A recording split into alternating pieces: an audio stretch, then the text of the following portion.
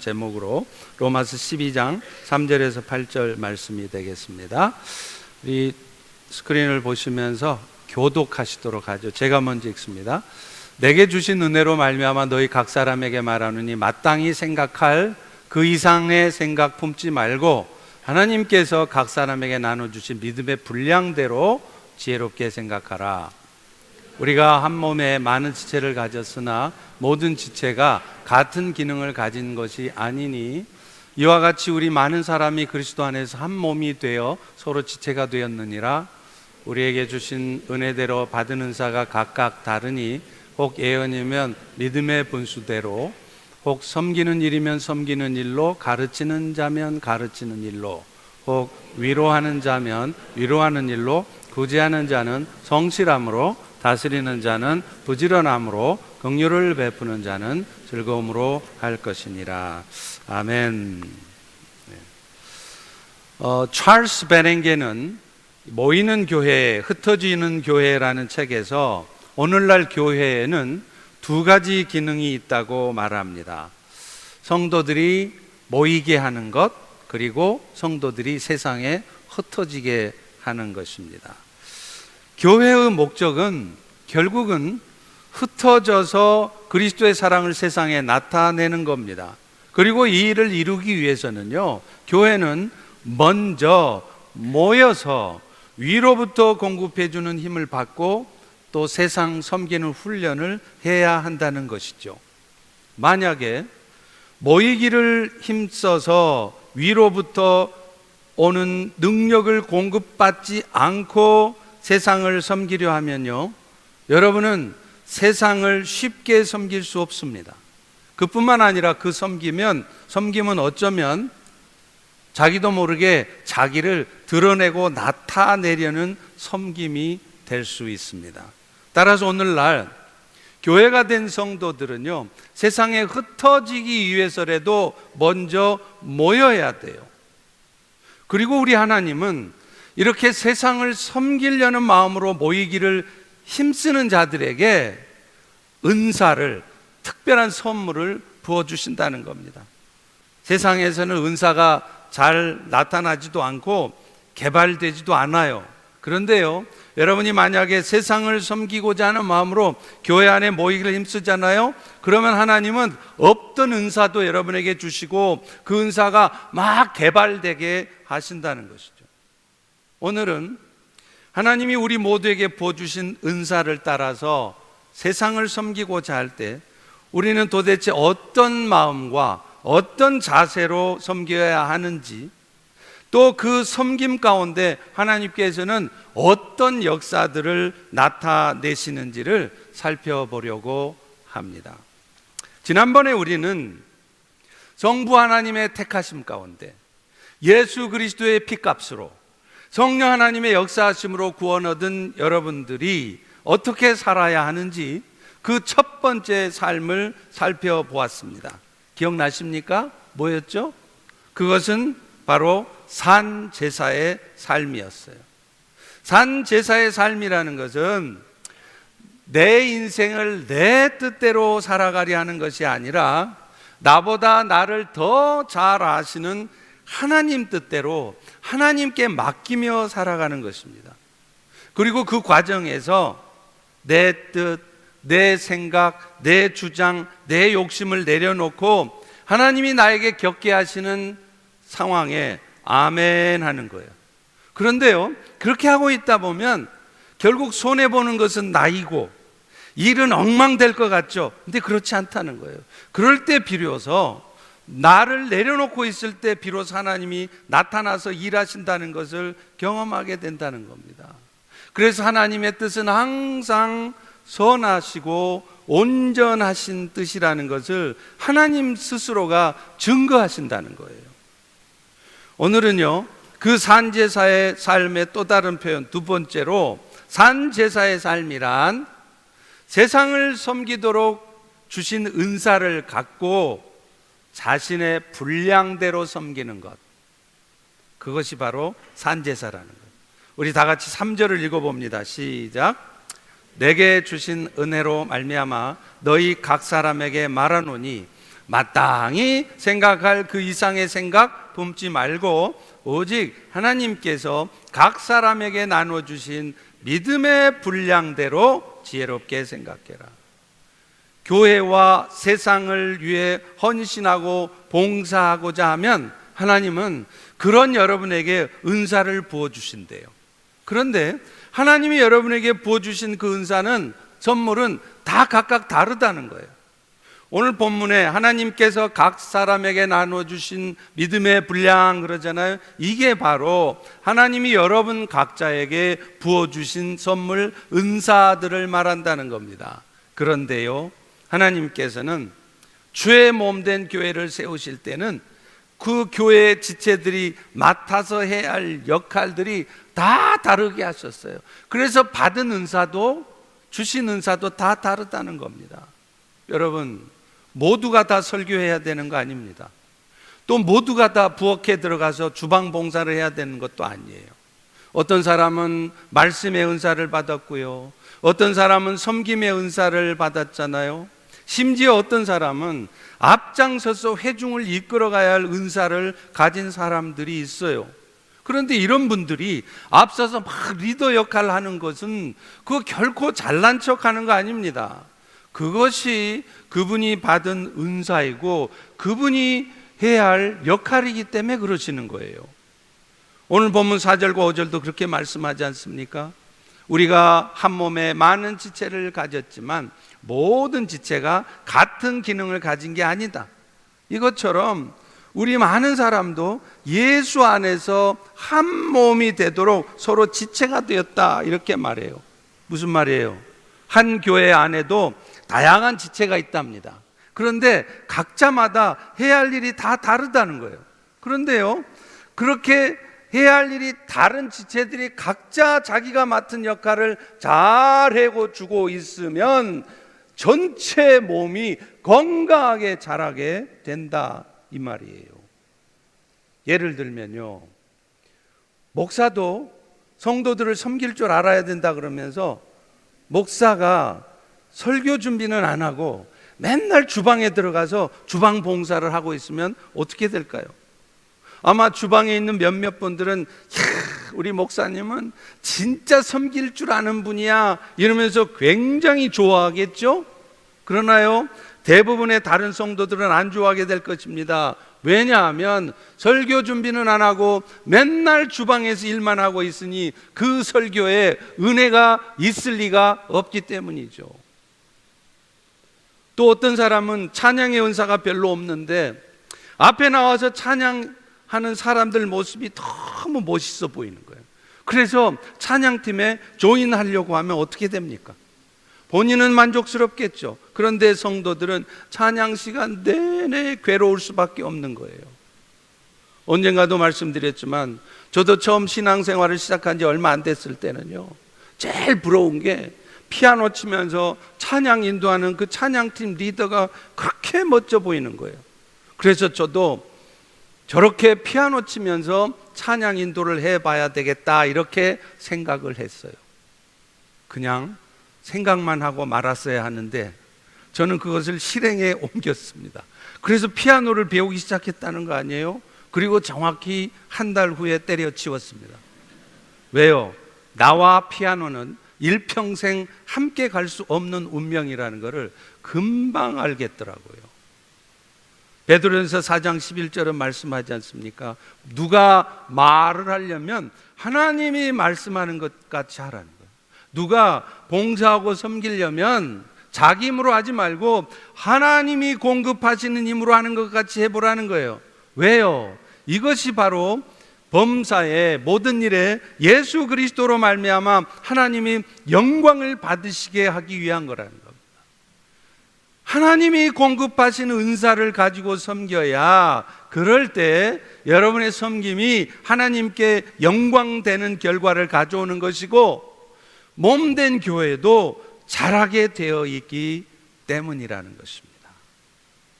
오늘 본문에서는요, 이런 목적으로 하나님이 우리에게 주신 신령한 은사들 중에 몇 가지를 말하고 있어요. 가장 먼저 예언의 은사를 말합니다.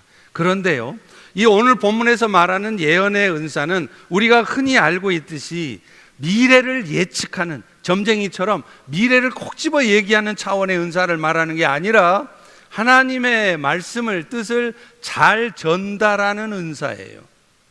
여러분, 물론 성경에도 미래를 예측하는 차원의 예언들이 있었던 거 분명한 사실입니다. 오늘날도 있습니다. 그런데 여러분이 한 가지 알아야 될 것은요, 이런 의미의 예언의 은사는 오늘날에는 아주 신중하게 받아들여야 한다는 겁니다.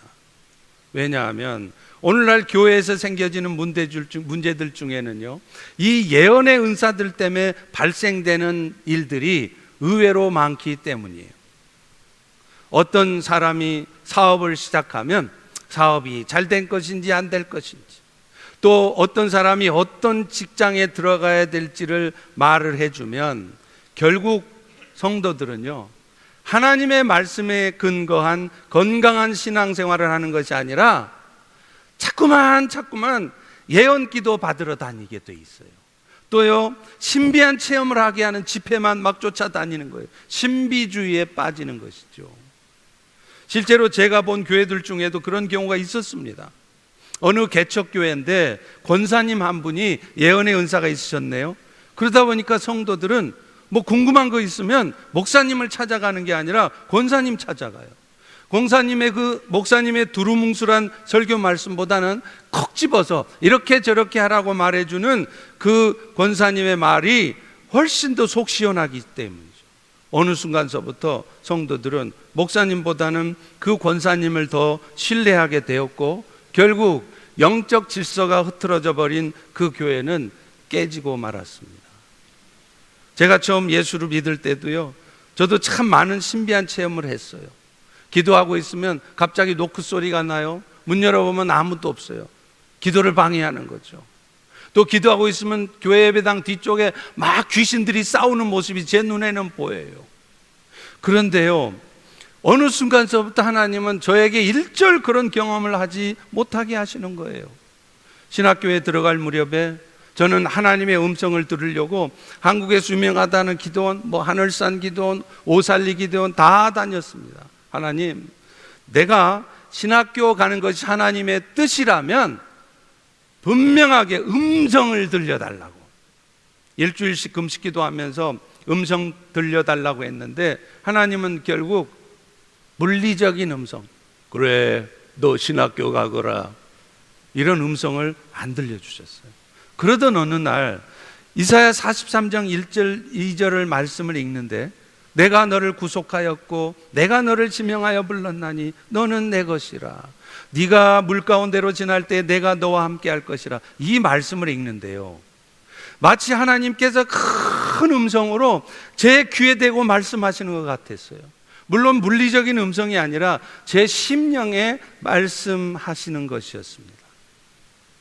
제가 신학교에 들어갈 무렵부터는 하나님께서는 왜 저에게 일절 그런 신비한 체험들을 못하게 하셨는지 나중에 신학 공부를 하면서 그 이유를 알았어요. 여러분, 우리의 신앙의 근거는 그런 신비한 체험들이 아니라 기록되어진 하나님의 말씀이라는 것을 알게 하시려는 것이었습니다. 하나님의 말씀을 읽고 듣는 가운데 여러분의 심령에 하나님이 말씀하시는 것을 듣게 하시려는 것이었어요.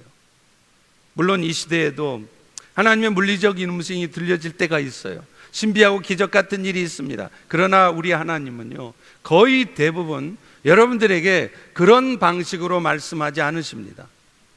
여러분이 말씀을 깊이 묵상하고 있으면요, 여러분이 깊은 기도 가운데 있으면요, 성령님은 여러분의 내면에 세미한 음성으로 그 하나님의 말씀이 들려지게 하세요. 마치 여러분의 귀에 하나님이 속삭이시는 것처럼 여러분의 심령에 말씀하시는 거예요. 저 역시도 지금도 누군가를 위해서 깊은 기도를 하잖아요.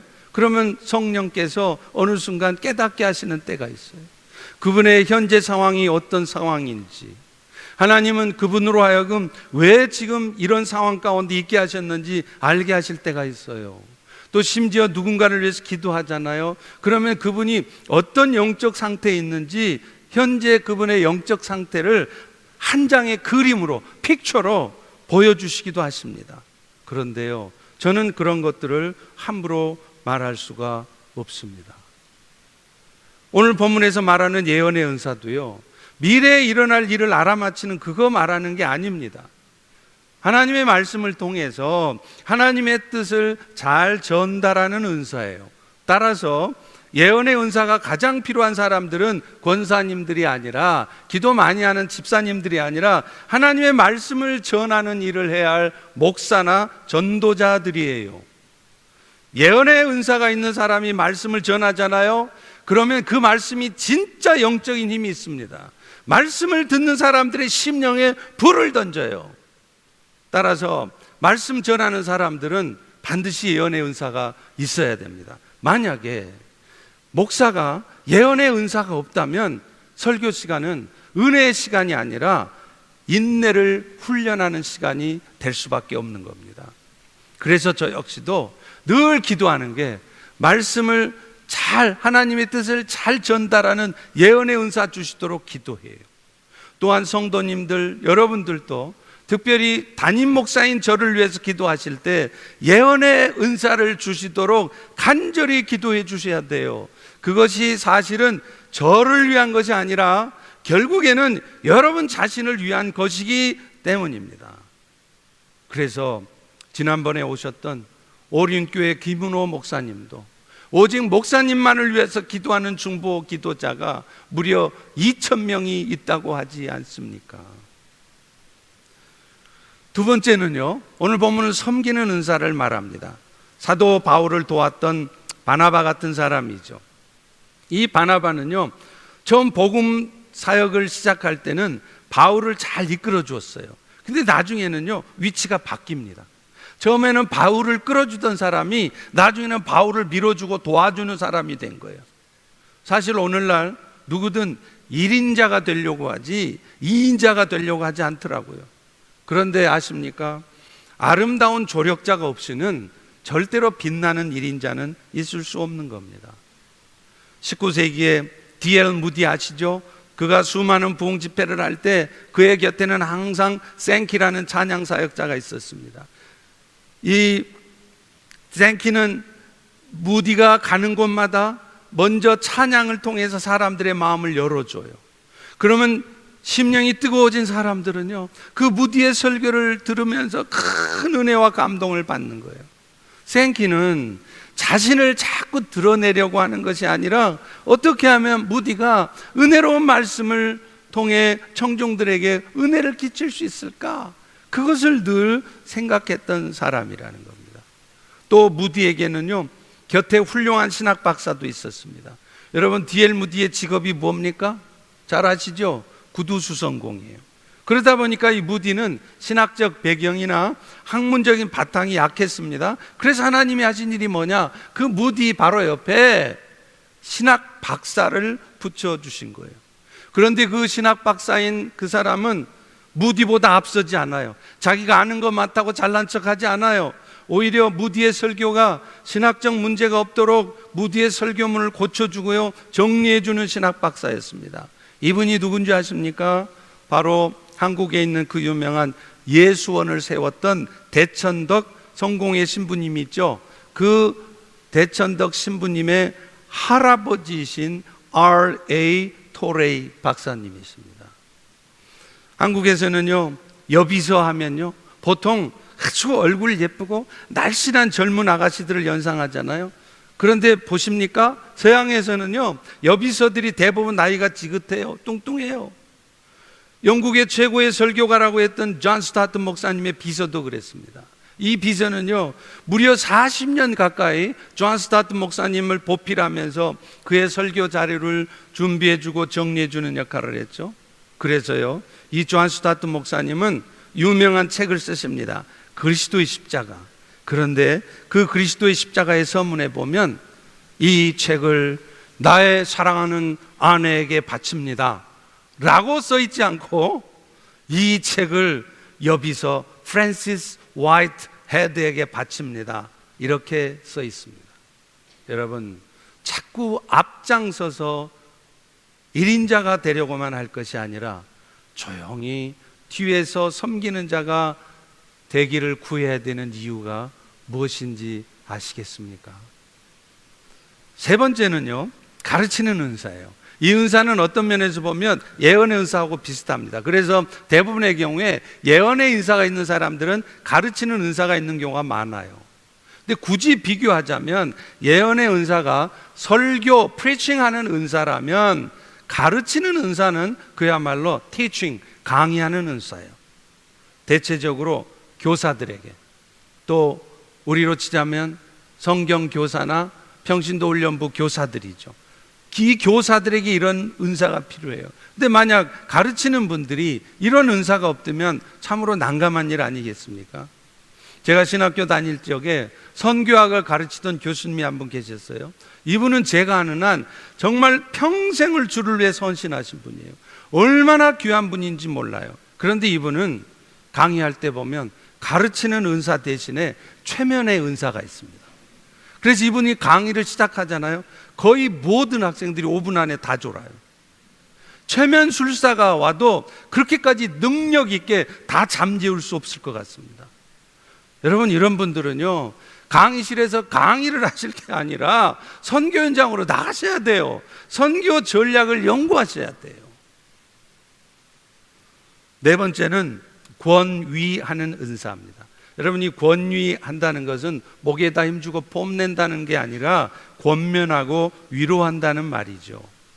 힘들어서 못 살겠다고 하는 사람들이 이런 권위의 은사를 가진 사람들을 만나잖아요. 1시간만 대화해도 힘을 얻어요. 오늘 여러분, 사실 교회 안에 이 권사라는 직분도 이 권위하는 은사를 필요로 하는 직분입니다.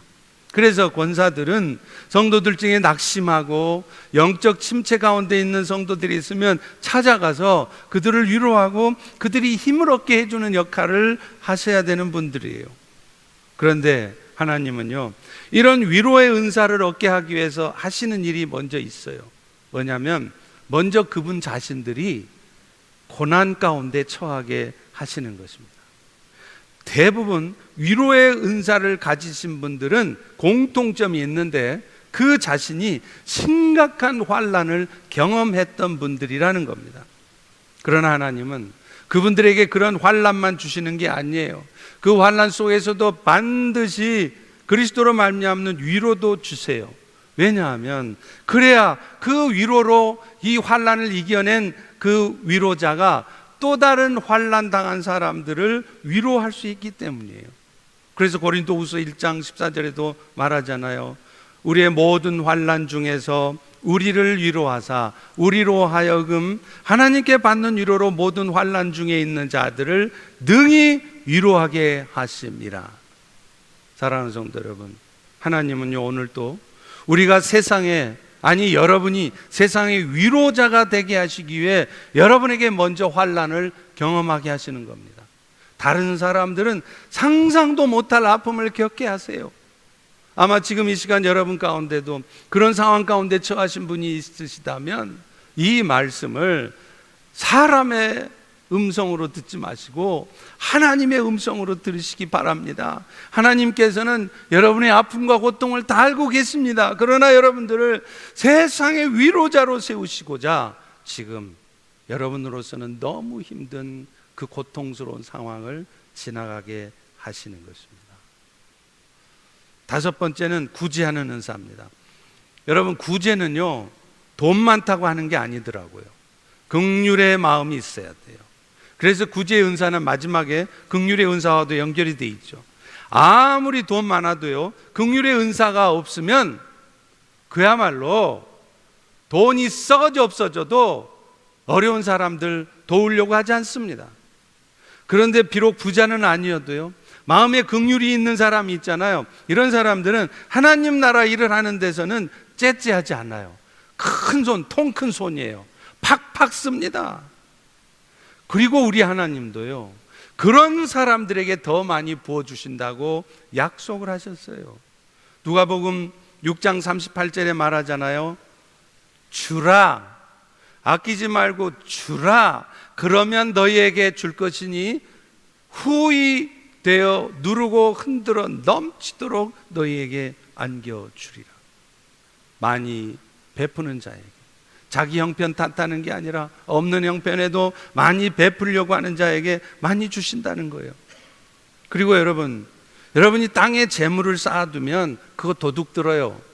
여러분도 모르는 어느 한순간 모아놨던 거 한순간에 다 날아간 일이 생깁니다. 그러나 그것을 하늘에 쌓아두잖아요. 그게 다 상급으로 쌓인다는 겁니다.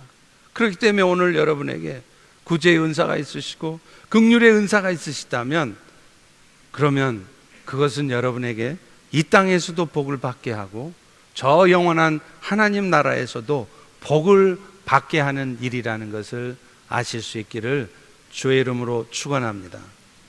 여섯 번째는요, 다스리는 은사예요. 이것은 지도자의 은사죠.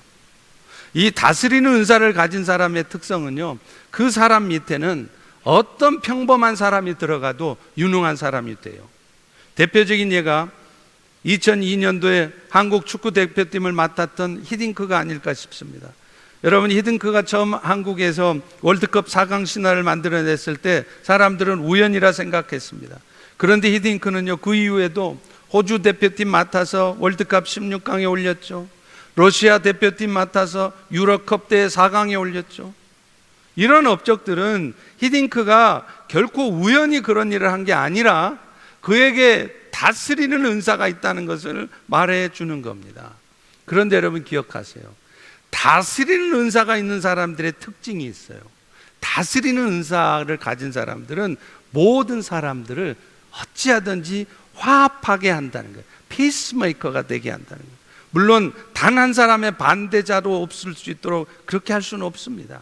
그러나 다스리는 은사가 있는 사람들은요, 될 수 있으면 모든 사람이 화목하고 함께 나아가게 해요. 자기가 마음이 상하고 힘들고 어려울지라도 기다리면서 하나 되게 나아가게 하는 것이 바로 다스리는 은사를 갖는 사람들의 특성입니다. 앞장서서 일하는 것이 좋아 보인다고 모두가 다 리더가 될 수는 없죠. 그러나 다스리는 은사가 있는 사람들이 리더가 될 때는 그 밑에 있는 사람들도 성장할 수 있고 공동체도 성장한다는 거예요. 그런데 반대로 다스리는 은사는 없는데 그저 아주 성격이 꼼꼼해서 일 잘하고 성실한 사람, 이런 사람들은 죄송하지만 리더가 되면 안 됩니다. 그런 사람들은 오히려 공동체 전체에는 유익이 되지 않을 수도 있기 때문이에요. 이렇게 하나님께서는 우리 모두에게 다양한 은사를 주셨습니다. 그런데 우리가 어떤 은사를 받았는지, 혹은 여러분이 얼마나 많은 은사를 받았는지, 그건 별로 중요하지 않아요. 중요한 것은요, 그 은사를 여러분이 주신 목적대로 사용했느냐 하는 겁니다. 아까 뭐라고 그랬죠? 하나님이 은사를 주신 목적이요? 그리스도의 몸된 교회를 세우라고, build up the church, edify the church, 이런 목적으로 은사를 줬다는 겁니다. 여러분, 사실 많은 은사를 받으면 좋은 것 같죠? 그렇지도 않습니다. 많이 맡긴 자에게는 하나님이 많이 찾는다고 말씀하셨기 때문에 그래요. 머리 좋고 잘생기고 게다가 성격까지 좋아하면, 누구를 말하는 것 같죠? 그만큼 많은 일을 해야 돼요. 근데요, 머리도 안 좋고요, 별로 잘생기지도 않았어요. 그런데 성격까지 안 좋으면 기뻐하시기 바랍니다. 그런 사람들에게는 하나님이 찾으실 일이 없어요. 그러므로 오늘 우리는 있는 거 가지고 살면 돼요. 괜히 남의 것 부러워하고 나도 저런 은사 있었으면 생각하지 마시라는 거예요. 오늘 보면 3절도 분명히 말하잖아요. 마땅히 생각할 그 이상의 생각을 품지 말라는 거예요. 하나님께서 각 사람에게 나눠주신 분량대로 생각하라. 욕심낼 거 없다, 이 말입니다. 중요한 것은 주신 은사를 주신 목적에 따라 사는 거예요. 여러분, 하나님이 여러분에게 은사 주신 것은요, 그것 가지고 그저 돈 많이 벌고 여러분이 높은 자리에 올라가라고 주신 게 아니에요. 어떤 은사를 주셨건 그 은사를 여러분에게 많이 줬건 적게 줬건 주신 은사를 통해 그리스도의 몸인 교회를 세우라고 은사를 주신 겁니다. 그래서 고린도전서 14장 12절에도 그렇게 말하잖아요. 그러므로 너희도 영적인 것을 사모하는 자인즉 뭐라고요? 교회의 덕을 세우기 위해 그것을 풍성하기를 구하라는 거예요. 저는 매주 여러분들의 사진을 보면서 한 분 한 분 이름을 불러가며 기도하고 있습니다. 그런데 기도하다 보면요, 그야말로 수십 년을 신앙생활을 하셨지만 야천히 교회는 가까이 하기에는 너무 먼 당신처럼, 교회하고는 적당한 거리를 두면서 신앙생활 하시는 분들의 사진을 마주하겠대요. 그럴 때는 저는 기도하면서도 다른 분들 기도하고 달라요. 더 많이 기도하게 돼요. 참으로 안타까운 마음으로 기도하게 됩니다. 물론 교회라는 곳이 가까이 하면 때로는 상처를 입기도 해요. 가뜩이나 세상 사는데 힘든데 교회에 오면 오히려 짐 하나 더 진 것처럼 부담스러울 때도 틀림없이 있습니다. 그러나 기억하십시오. 분명한 것은요, 어떤 믿음의 사람들도 그런 십자가의 짐을 지지 않으면서 세워지는 법은 절대로 없다는 것입니다. 사실 예수님은 여러분들을 위해서 엄청난 고통을 당하셨잖아요. 그야말로 말도 안 되는 멸시와 수모를 당하셨습니다. 그런데 우리는요, 단 한 번의 상처되는 말조차 듣지 않으려고 해요. 교회에 와서 어떤 무거운 짐도 지지 않으려고 합니다. 그래서 그저 교회와는 적당히 거리를 두면서 내가 할 일만 하면 된다는 그런 태도로 신앙생활합니다. 그런데 여러분, 그렇게 신앙생활하다가 나중에 주님 앞에 섰을 때 여러분은 주님 얼굴 보기가 얼마나 부끄러울까요? 지금도 예배 끝나면 담임 목사 얼굴 보기가 부끄러우셔서 될 수 있으면 얼굴 안 마주치려고 멀리 피해서 나가시는 분이 있다는 걸 제가 다 압니다. 누가 그런지 다 알고 있어요. 모르는 것 같죠? 여러분, 그런데 생각해 보십시오. 나중에 여러분이 죽어 천국 가서 여러분을 위해서 피 흘리신 예수님 얼굴을 여러분은 도대체 어찌 마주하시려 하십니까? 18세기에 종교적 박해를 피해서 헤른후트에 정착했던 모라비안 교도들은요, 독일의 영적 각성을 이끌었던 사람들이에요. 그런데 이 모라비안 경건주의자들을 이끌었던 사람이 바로 진젠도르프 백작입니다. 이 사람은요, 훌륭한 가문에서 태어났어요. 그래서 맘만 먹으면 부족함 없이 편안하게 살 수 있었어요. 그런데 그는 19살 나이에 인생의 큰 변화를 맞습니다. 화가였던 도메니코 페티의 작품이죠. 그림입니다. 에케 호모. 뜻이 뭐냐면 라틴어인데 이 사람을 보라. 요한복음 19장 5절 말씀이에요. 여기에 모사된 그 순환을 받은 예수님의 그림을 보고 그는 평생 주님의 십자가를 지며 나도 주님의 십자가와 동행하는 삶을 살겠다고 다짐한 것이었습니다. 요한복음 19장 5절에서 총독 빌라도는 가시면류관을 쓴 채 자신 앞에 끌려온 예수를 가리키며 에케 호모, 이 사람을 보라, 이렇게 말합니다. 채찍에 맞아서 살점이 찢겨진 처참한 모습의 예수 그리스도를 그려놓은 이 에케 호모에 대한 반응은 다양했습니다. 빌라도 당시의 군중들은요, 이 에케 헤모의 이 모습을 보면서 뭐라고 했는지 아세요? Crucify him! 그를 십자가에 못 박아 죽이라는 거예요. 무신론자였던 독일 철학자 프리드리히 니체도 이 예수님에 대해서 쓴 책 제목을 뭐라고 썼느냐면 에케 호모라고 썼어요. 그런데 이것은 긍정적인 의미가 아닙니다. 아주 예수에 대해서 지독하게 경멸한 표현으로 쓴 것이었습니다. 그러나 모두가 다 그런 반응을 보인 것은 아니었습니다. 프란시스 하버갈 같은 찬송시 작가는요, 바로 이 에케 호모라는 이 페티의 그림을 보면서 찬송가 311장을 썼어요. 내 너를 위하여, 내 너를 위하여 몸 버려 피 흘려 내 죄를 속하여 살 길을 주었다.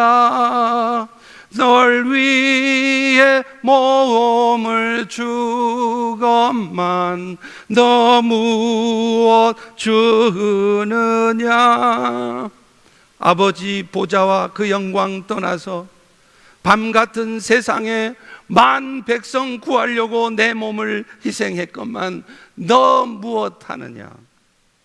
무수한 사람들이 이 에케 호모 앞에 섰지만 누구나 다 진젠도르프와 같이 하버갈 같이 주님 앞에 자신의 삶을 드리며 무릎 꿇지는 않았습니다. 오늘 에케 호모 앞에 선 여러분들은 어떠십니까? 이번에 제가 달라스 집회 가서 참 귀한 분을 만났어요. 자신의 은사를 10분 활용하시는 권사님이십니다. 이 권사님은요, 현직 교사신데 교회에서는 목자로 섬기고 계시더라고요.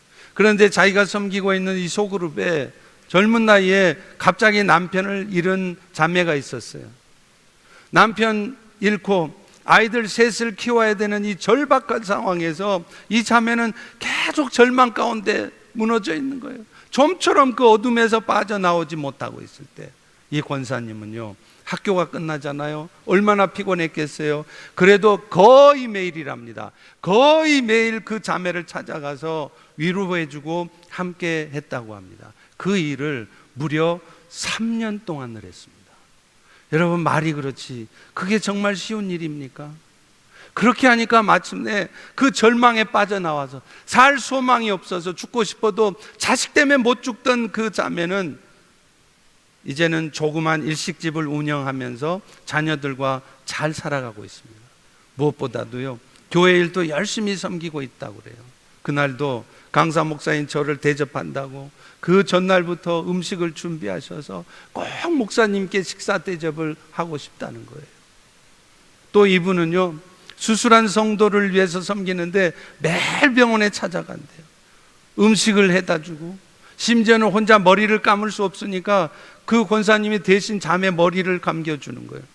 그렇게 예수님처럼 섬기시는 권사님의 모습을 보고 그렇게도 강팍한 마음으로 교회에 나가지 않았던 남편이 예수님을 영접하고 지금은 목자의 충성스러운 동역자가 되어서 열심히 교회를 섬기고 있다고 합니다. 저는 그 권사님을 보면서 목사인 나보다 100배는 낫다, 그런 생각을 했습니다. 말씀을 맺습니다. 사랑하는 성도 여러분, 하나님이 주신 은사를 가지고 진심으로 영혼을 섬기잖아요. 때로는 포기하고 싶을 만큼 힘들어도 억지로라도 섬기고 있잖아요. 그때 비로소 영혼들이 구원되어지는 겁니다. 절망에 있던 자들이 여러분의 섬김 때문에 소망 가운데 일어서는 것입니다. 하나님의 신실한 일꾼들로 세워지는 것입니다. 여러분은 혹시 지금 예수님이 죄 없다는 걸 뻔히 알면서도 자기의 정치적 이익 때문에 사형 선고를 내렸던 빌라도 총독처럼 살고 계시지는 않습니까? 당장 나의 삶의 현실적인 문제들에 휩싸여 사느라고 이렇게 살면 안 된다는 걸 뻔히 알면서도 애써서 에케 호모의 예수님을 외면하며 살고 있지는 않으십니까? 남이 가진 것에 욕심내지 마십시오. 남 가진 것, 좋은 거 부러워하지 마십시오. 부러우면 지는 것입니다. If you envy, you lose. 마태복음 25장에 달란트 비유 나오지 않습니까? 5달란트 가진 자가 5달란트를 남겼습니다. 2달란트 가진 자가 2달란트 남겼습니다. 그러나 2달란트를 남겼던 5달란트 남겼던 주님의 칭찬은 똑같았습니다. 하나님이 주신 것들에 감사하시기를 바랍니다. 그래서 가진 것 없어도 즐거운 마음으로 교회 안에서 열심을 다해 섬겨보십시오. 그 훈련 잘 받아서 이제 세상을 섬겨보십시오. 여러분, 그럴 때 하나님의 살아 역사하시는 역사가 나타날 것입니다. 그리고 여러분, 이것이 바로 산 제물로 자신을 드려야 되는 성도들의 마땅한 삶입니다. 기도하겠습니다. 하나님, 오늘 또 우리에게 주신 은혜대로 살라고 말씀해 주시니 감사합니다. 그런데 우리는 자꾸 우리 눈에 보이는 다른 것을 탐합니다. 더 좋은 것을 부러워합니다. 그래서 나도 어떻게 하면 저것들을 가질 수 있을까? 불철주야 노력합니다. 에코 호모의 예수님을 애써 외면합니다. 하나님, 오늘 우리 귀에 들려지는 이 말씀, 사람의 말이 아니라 하나님의 음성으로 들려지게 해주시고, 그래서 이제 2025년에는 새로운 삶을 결단하게 도와 주시옵소서. 예수님의 이름으로 기도합니다. 아멘. 우리 다 일어나